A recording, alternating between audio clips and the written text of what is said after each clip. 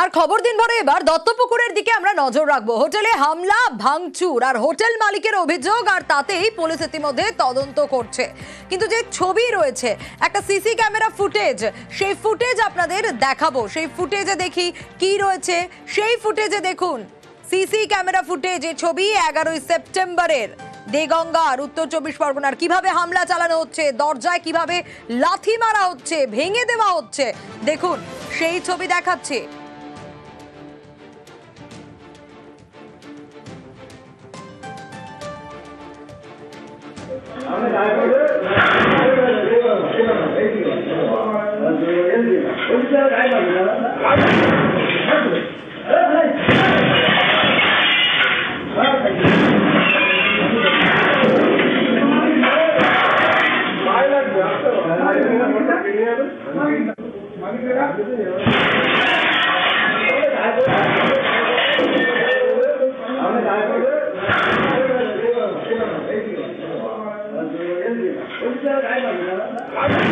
এই যে ছবি আপনারা দেখতে পাচ্ছেন, হামলা চালানো হয়েছে রীতিমতো হোটেলে।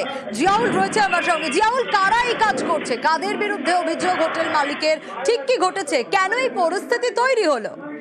দেখো, দত্তপুকুরের চালতাবাড়ি এলাকায় সেখানে একটি হোটেল অর্থাৎ রেস্টুরেন্ট কাম হোটেল তৈরি হয়েছিল এবং এলাকার মানুষের যেটা অভিযোগ বা হোটেল মালিক যেটা অভিযোগ করছেন, সেই হোটেল তাকে ভাঙচুর করা হয়েছে, মোটা অঙ্কের টাকা দাবি করা হয়েছে, তার জন্যই তিনি টাকা দেবেন না। তার জন্যই এলাকার উপপ্রধান দত্তপুকুর 2 নম্বর গ্রাম পঞ্চায়েত উপপ্রধান মান্টু সাহার নেতৃত্বেই ভাঙচুর হয়েছে। কিন্তু সমস্ত অভিযোগ অস্বীকার করে বলেন যে তেমন কোনো ঘটনা না, এলাকায় অসামাজিক কার্যকলাপ হতো, অর্থাৎ তাকে রেস্টুরেন্ট হিসেবে ভাড়া দেওয়া হলেও হোটেলে সেখানে অল্প ছেলে মেয়েদের আনাগোনা, বহিরাগত ছেলে মেয়েদের আনাগোনা, এবং তার জন্য একেবারে সঙ্গে থাকো। তুমি যেমনটা বলছিলে যে হোটেলে অসামাজিক কাজের জেরে জনরোষ বলে দাবি করছেন উপপ্রধান, আর বিনা অনুমতিতেই হোটেল বলে পাল্টা অভিযোগ করা হচ্ছে। দেখি উপপ্রধান কি বলছেন। হোটেলটা হোটেল নয়, ওই হোটেলের দেহ ব্যবসা চলে। বাচ্চা স্কুলের মেয়েরা ওই হোটেলে ঢোকে। সেটা আজ থেকে 2 বছর আগে যখন চালু হয়েছিল, তখন গ্রামের মানুষটা গিয়ে বন্ধ করে দিয়েছিল। 3-4 দিন আগে এরকম চালু হওয়াতে গ্রামের মানুষটা যখন বুঝতে পারে, তখন গ্রামের মানুষটা গিয়েই ওটা বন্ধ করে দেয় এবং সেখানে গিয়ে কিছু নথিপত্র দেখতে পায়। ওর যে বিজনেসের ট্রেড লাইসেন্স, সেই ট্রেড লাইসেন্সটা ফেক। দত্তপুকুরের অ্যাড্রেস দিয়ে চালতাবাড়ির ব্যবসা, রেস্টুরেন্টের ব্যবসা, এদিকে ঘর ভাড়া দিচ্ছে সমস্ত বাচ্চা ছোট ছোট ছেলে মেয়েদের। গ্রামবাসীরা কিন্তু ওই জমি হোটেলের যে মালিক, তাকে কিন্তু অনেকবার বলেছে এরকম ধরনের কোনো ব্যবসা এখানে ভাড়া দেবেন না, কিন্তু মালিক হয়তো কথা শোনেনি। সমাজকে বাঁচানোর জন্য হয়তো তারা আইন হাতে ধরে নিয়েছে। উপপ্রধানের বক্তব্য তো শুনলেন, আবারও জিয়াউলের কাছেই যাই। জিয়াউল, মালিক কি বলছেন? দেখো, মালিক বলছেন তার কাছে টাকার জুলুম, মতো মোটা অঙ্কের টাকা তার কাছে দাবি করা হয়েছে এবং সেই টাকা তিনি দেবেন না বলেই তার হোটেলে ভাঙচুর করা হয়েছে, এমনটাও কিন্তু মালিক পক্ষ এই ধরনের বক্তব্য রেখে, এবং তারা কিন্তু ইতিমধ্যেই পুলিশের দ্বারস্থ হয়েছে, পুলিশের কাছেও লিখিত অভিযোগ দায়ের করেছে। কিন্তু এই উপপ্রধান মান্টু সাহার স্পষ্ট দাবি যে এলাকার মানুষ সেখানে গেছেন, তার কারণ 2 বছর আগেও এখানে অসামাজিক কার্যকলাপ হয়েছিল, এলাকার মানুষ বিরোধিতা করার পরে বন্ধ হয়ে যায়। তারপরে আবার সপ্তাহখানেক আগে সেখানে আবার এই হোটেল ব্যবসার কাজ শুরু করেন এবং অল্প ছেলে মেয়েদের সেখানে আনাগোনা বাড়ছিল, সমাজের পরিবেশের ভারসাম্য নষ্ট হচ্ছিল। তার কারণ সেখানে একেবারে পাড়ার মধ্যে এই ঘটনা, ফলে তারা এলাকার মানুষ সোচ্চার হয় এবং তারা গিয়েই সেখানে ভাঙচুর করেছে, এমনটাও কিন্তু তিনি দাবি করেন। ফলে এর সঙ্গে উপপ্রধান বা তার কোনো হাত নেই, এমনটাও তিনি বলেন। কিন্তু কেন তার নাম করে এই ধরনের অভিযোগ করা হয়েছে তিনি সেটাও প্রশাসনকে জানাবেন। কিন্তু যেভাবে এই ভাঙচুরের ঘটনা, সেটাকেও তিনি নিন্দা করেছেন। তার কারণ এইভাবে প্রতিবাদ করা, এইভাবে ভাঙচুর করা তিনি সমর্থন করেন না। কিন্তু যেভাবে ভাঙচুরের ঘটনা জানিয়ে শুধুমাত্র এই উপপ্রধান টাকার জন্যই নাকি দাবি করে এই ভাঙচুর করেছে, এমনটাও মালিক পক্ষে দাবি করা হয়েছে। কিন্তু সমস্ত অভিযোগ অস্বীকার করেছেন মালিক পক্ষ। বেশ, আমরা যেমন আমি নিতে পারবো না, ওনাদের যদি লাইসেন্স না থাকে ব্যবসা করতে পারবো না। ওনাদের যদি কাগজপত্র ওকে থাকে করতে হবে। যেহেতু ঝামেলা আছে, অবশ্যই কাগজপত্র নাই, আমি কিন্তু এটার ভাড়া দেবো। পঞ্চায়েতে আমি একটা লিখিত দিয়ে আসছি যে আমি এটার ভাড়াটা দেবো। আর তপসিয়ার ঘটনায় নজর রাখবো, কারণ তপসিয়ার ঘটনা আপনাদের দেখিয়েছিলাম এর আগেই। 10,000 টাকা চাঁদা চাওয়া হয়েছিল, আর সেই টাকা না দিতে পারায় কিভাবে মারধর করা হয়েছিল, যে ভিডিও ইতিমধ্যে ভাইরাল ভিডিও এর আগেও আপনাদের দেখিয়েছি। 4,000 টাকা দেওয়ার পরেও আরো 6,000 দাবি করা হয়েছিল, আর দাবি মতো চাঁদা না দেওয়ায় ব্যবসায়ী আক্রান্ত হয়েছিল, তার পরিবার আক্রান্ত হয়েছিল বলে অভিযোগ। আরো বিস্তারিত রনকের কাছ থেকে জানবো। রনক, ধর্মতলা থেকে দুজনকে গ্রেপ্তার করা হয়েছে, দুই মূল অভিযুক্তকে, মানে তারা কলকাতা ছেড়ে পালানোর প্ল্যান করছিল, তার আগেই পাকড়াও। দেখো, একেবারে দীপক দে এবং রবিন নামের দুই মূল অভিযুক্তকে গ্রেফতার করলো তপসিয়া থানার পুলিশ। শহর ছেড়ে পালানোর ছক্কর ছিল বাসে করে এবং ধর্মতলা থেকেই তাদেরকে গ্রেফতার করা হয়। অমিত সরকার, যাকে মারধর করা হয়েছে, মোট 13 জনের বিরুদ্ধে তিনি অভিযোগ করেছিলেন। তাকে ঘিরে ধরে এলোপাথারি মারধর করা হয়, তার বৃদ্ধ বাবা, বউ এবং তার ভাইকেও মারধর করা হয়। কেন? কারণ 10,000 টাকা চাঁদা চাওয়া হয়, সেখানে প্রতিবাদ করাতেই এই মারধর। গোটা বিষয়টি ইতিমধ্যে তপসিয়া থানা পুলিশের তরফ থেকে খতিয়ে দেখা হচ্ছে। মূল অভিযুক্ত দুজনকে গ্রেফতার করা হয়েছে, আর বাদবাকি যে 11 জন তাদেরও কিন্তু খোঁজ চালাচ্ছে পুলিশ। শুধুই কি চাঁদার জুলুমবাজি, না এর পেছনে পূর্ব কোনো শত্রুতা রয়েছে, গোটা বিষয়টি কিন্তু খতিয়ে দেখছে তদন্তকারী আধিকারিকরা। বেশ।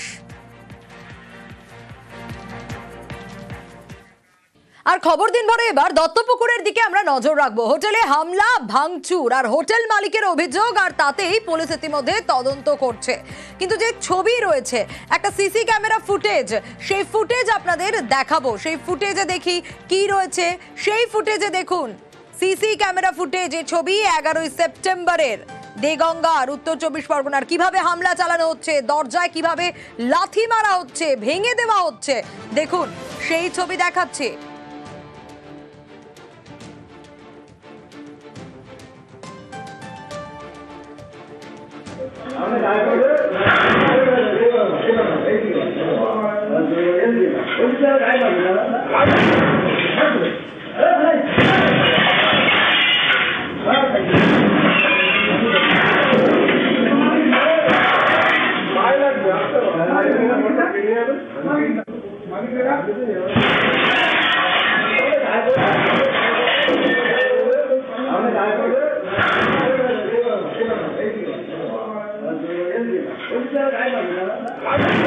এই যে ছবি আপনারা দেখতে পাচ্ছেন, হামলা চালানো হয়েছে রীতিমতো হোটেলে। জিয়াউল রয়েছে আমার সঙ্গে। জিয়াউল, কারা এই কাজ করছে, কাদের বিরুদ্ধে অভিযোগ হোটেল মালিকের, ঠিক কি ঘটেছে, কেন এই পরিস্থিতি তৈরি হলো?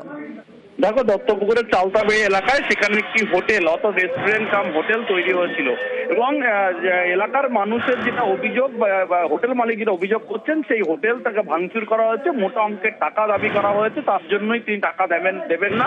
তার জন্যই এলাকার উপপ্রধান, দত্তপুকুর 2 নম্বর গ্রাম পঞ্চায়েত উপপ্রধান মান্টু শাহর নেতৃত্বেই ভাঙচুর হয়েছে। কিন্তু সমস্ত অভিযোগ অস্বীকার করে বলেন যে তেমন কোনো ঘটনা না, এলাকায় অসামাজিক কার্যকলাপ হতো, অর্থাৎ তাকে রেস্টুরেন্ট হিসেবে ভাড়া দেওয়া হলেও হোটেলে সেখানে অল্প বয়সী ছেলে মেয়েদের আনাগোনা, বহিরাগত ছেলে মেয়েদের আনাগোনা, এবং তার জন্য একেবারে সঙ্গে থাকো। তুমি যেমনটা বলছিলে যে হোটেলে অসামাজিক কাজের জেরে জনরোষ বলে দাবি করছেন উপপ্রধান, আর বিনা অনুমতিতেই হোটেল বলে পাল্টা অভিযোগ করা হচ্ছে। দেখি উপপ্রধান কি বলছে।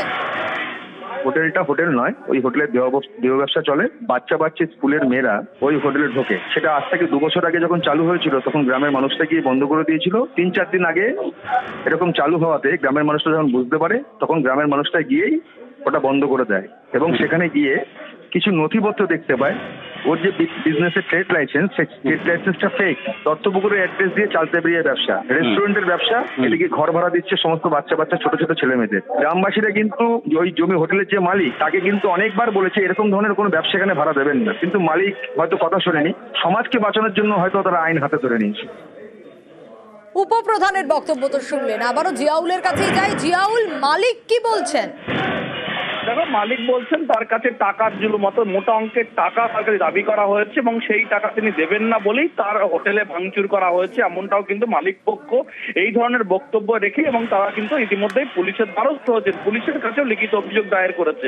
কিন্তু এই উপপ্রধান মান্টু শাহর স্পষ্ট দাবি যে এলাকার মানুষ সেখানে গেছেন, তার কারণ 2 বছর আগেও এখানে অসামাজিক কার্যকলাপ হয়েছিল, এলাকার মানুষ বিরোধিতা করার পরে বন্ধ হয়ে যায়, তারপরে আবার সপ্তাহখানেক আগে সেখানে আবার এই হোটেল ব্যবসার কাজ শুরু করেন এবং অল্প বয়সী ছেলে মেয়েদের সেখানে আনাগোনা বাড়ছিল, সমাজের পরিবেশের ভারসাম্য নষ্ট হচ্ছিল। তার কারণ সেখানে একেবারে পাড়ার মধ্যে এই ঘটনা, ফলে তারা এলাকার মানুষ সোচ্চার হয় এবং তারা গিয়েই সেখানে ভাঙচুর করেছে, এমনটাও কিন্তু তিনি দাবি করেন। ফলে এর সঙ্গে উপপ্রধান বা তার কোনো হাত নেই, এমনটাও তিনি বলেন। কিন্তু কেন তার নাম করে এই ধরনের অভিযোগ করা হয়েছে তিনি সেটাও প্রশাসনকে জানাবেন। কিন্তু যেভাবে এই ভাঙচুরের ঘটনা, সেটাকেও তিনি নিন্দা করেছেন। তার কারণ এইভাবে প্রতিবাদ করা, এইভাবে ভাঙচুর করা তিনি সমর্থন করেন না, কিন্তু যেভাবে ভাঙচুরের ঘটনা জানিয়ে শুধুমাত্র এই উপপ্রধান টাকার জন্যই নাকি দাবি করে এই ভাঙচুর করেছে, এমনটাও মালিক পক্ষে দাবি করা হয়েছে, কিন্তু সমস্ত অভিযোগ অস্বীকার করেছেন মালিক পক্ষ। বেশ, আমরা যেমন আমি নিতে পারবো না যদি ওনাদের যদি লাইসেন্স না থাকে ব্যবসা করতে পারবো না। ওনাদের যদি কাগজপত্র ওকে থাকে করতে হবে, যেহেতু ঝামেলা আছে অবশ্যই কাগজপত্র নাই, আমি কিন্তু এটার ভাড়া দিব। পঞ্চায়েতে আমি একটা লিখিত দিয়ে আসছি যে আমি এটার ভাড়াটা দিব। আর তপসিয়ার ঘটনায় নজর রাখবো, কারণ তপসিয়ার ঘটনা আপনাদের দেখিয়েছিলাম এর আগেই। 10,000 টাকা চাঁদা চাওয়া হয়েছিল, আর সেই টাকা না দিতে পারায় কিভাবে মারধর করা হয়েছিল, যে ভিডিও ইতিমধ্যেই ভাইরাল ভিডিও এর আগেও আপনাদের দেখিয়েছি। 4,000 টাকা দেওয়ার পরেও আরো 6,000 দাবি করা হয়েছিল, আর দাবি মতো চাঁদা না দেওয়ায় ব্যবসায়ী আক্রান্ত হয়েছিল, তার পরিবার আক্রান্ত হয়েছিল বলে অভিযোগ। আরো বিস্তারিত রনকের কাছ থেকে জানবো। রনক, ধর্মতলা থেকে দুজনকে গ্রেপ্তার করা হয়েছে, দুই মূল অভিযুক্তকে, মানে তারা কলকাতা ছেড়ে পালানোর প্ল্যান করছিল, তার আগেই পাকড়াও। দেখো, একেবারে দীপক দে এবং রবিন নামে দুই মূল অভিযুক্তকে গ্রেফতার করলো তপসিয়া থানার পুলিশ। শহর ছেড়ে পালানোর ছক করছিল বাসে করে, এবং ধর্মতলা থেকেই তাদেরকে গ্রেফতার করা হয়। অমিত সরকার, যাকে মারধর করা হয়েছে, মোট 13 জনের বিরুদ্ধে তিনি অভিযোগ করেছিলেন। তাকে ঘিরে ধরে এলোপাথারি মারধর করা হয়, তার বৃদ্ধ বাবা, বউ এবং তার ভাইকেও মারধর করা হয়। কেন? কারণ 10,000 টাকা চাঁদা চাওয়া হয়, সেখানে প্রতিবাদ করাতেই এই মারধর। গোটা বিষয়টি ইতিমধ্যে তপসিয়া থানা পুলিশের তরফ থেকে খতিয়ে দেখা হচ্ছে।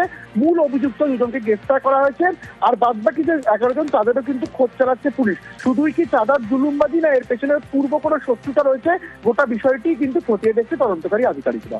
বেশ।